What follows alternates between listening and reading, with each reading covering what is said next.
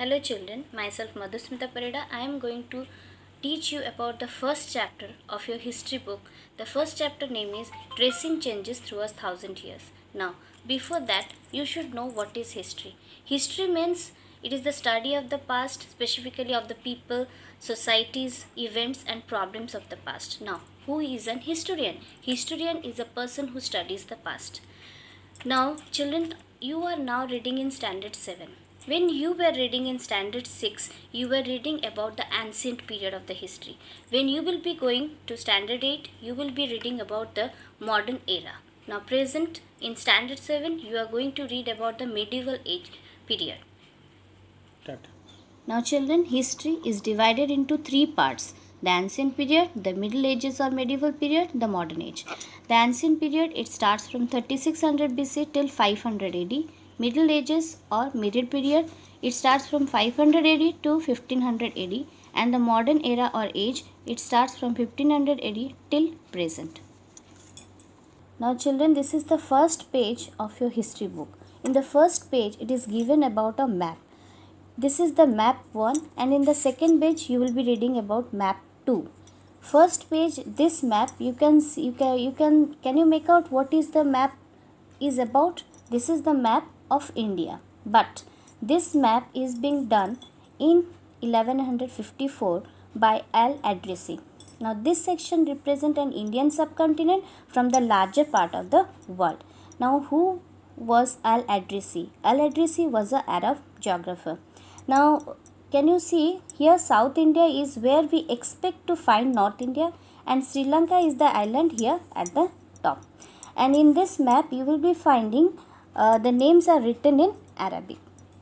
This is the second map given in the second page of your book. Now, this map, it was been made by a French cartographer. This is made in 1720. This map is more familiar to us. Why? Because you can see this map looks like our India map. Now these coastal areas are in detail. This map is used by an European sailor and merchant on their voyages. Now what do you mean by voyages? Voyages means a long journey involving travel by sea or in space. Now children, whatever I told you in these two pages, it has been described. Now some of the words are there which are not, you cannot understand. Those I will give you in the notes, especially who is a cartographer. Cartographer, you can say he is a person who makes map. Cartography means the art and science of graphically representing a geographical area on a flat surface. And here another word is there, familiar, that means well known from long or close association. Now children, whatever I am teaching you, after finishing my part, I will be giving you a note. Here you can see the new and old terminologies. What is this? Now you should not confuse what is this.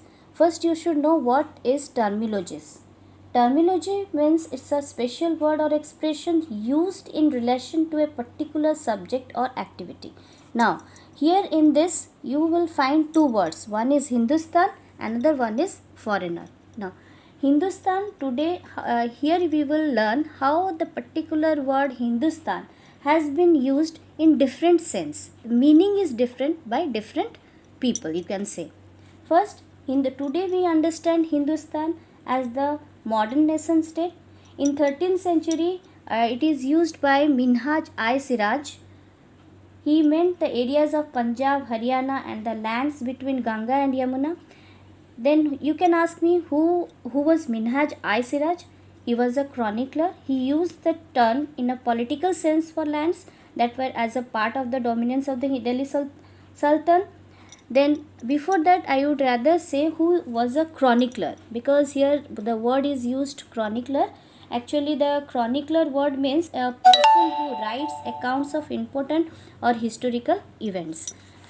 Here you can say another, it is given by, in the 16th century, Babur used Hindustan to describe the geography, fauna and the culture of the inhabitants of the subcontinent. Now children, you should not confuse, only you have to remember the word Hindustan, how it is used today right now, and it is used by Minhaj-i-Siraj, a chronicler, and next one is by Babur. This it is up to this. Then next one is about the foreigner. Now children, one foreigner word is used.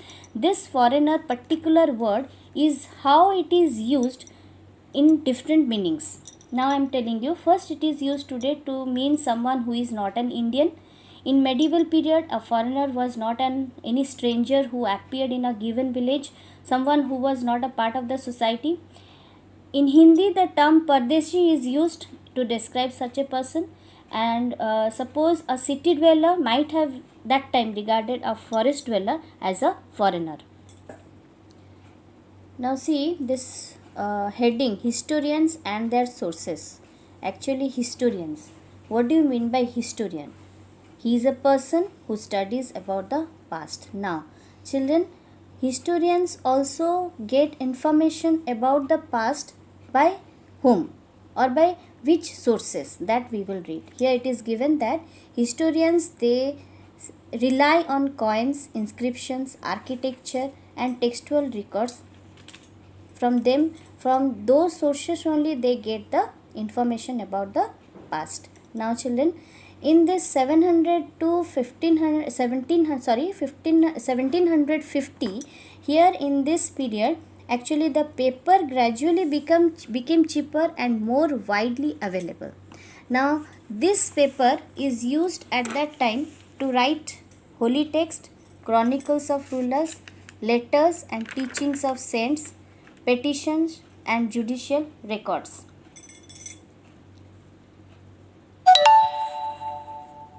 That. Now children, this chronicles of rulers, what do you mean by chronicle of rulers? Now this chronicles means a factual written account of important or historical events in the order of their occurrence, or you can say it is a series of events in a detailed way. Letters, you know, teachings of saints, you know, saints, you all of you know, sannyasis, you can say. Petitions, what do you mean by petitions? It is a written document, request appealing to authority in respect of a particular case. Then comes your judicial record. What is this? Judicial record means it's a police record of a person's criminal history. Now these things, these are being stored where? It is stored in archives. Now what do you mean by archive? It is a place where documents and manuscripts are stored. It is written here. You make a note of this. What is archive? Start. Now children, manuscripts. So for example, these manuscripts, what do you mean by manuscripts? It's a document or a handwritten document that has not yet been published. Now these manuscripts, it gives a lots of information, detailed to historians, but they are also difficult to use. Now why this is given in this paragraph? Actually that time no printing press, where their scribes copied manuscripts by hand. While copying it, might have happened that scribes are forced to guess what is written. As a result, there is significant differences by different scribes. Now as scribes copied manuscripts, they introduced small changes, a word, a sentence. These small differences grew over centuries of copying until manuscripts of the same text became substantially different from one another. Now here you can see a picture. This is a painting of a scribe making a copy of a manuscript. This painting is only 10.5 centimeter by 7.1 centimeter in size. Because of it is called a miniature. Now if the question comes why this picture is a miniature, you can answer that this painting is only 10.5 centimeter by 7.1 centimeter in size. Now who is a scribe? Scribe is a person who copies out documents, especially one employed to do this before printing and invented. Start.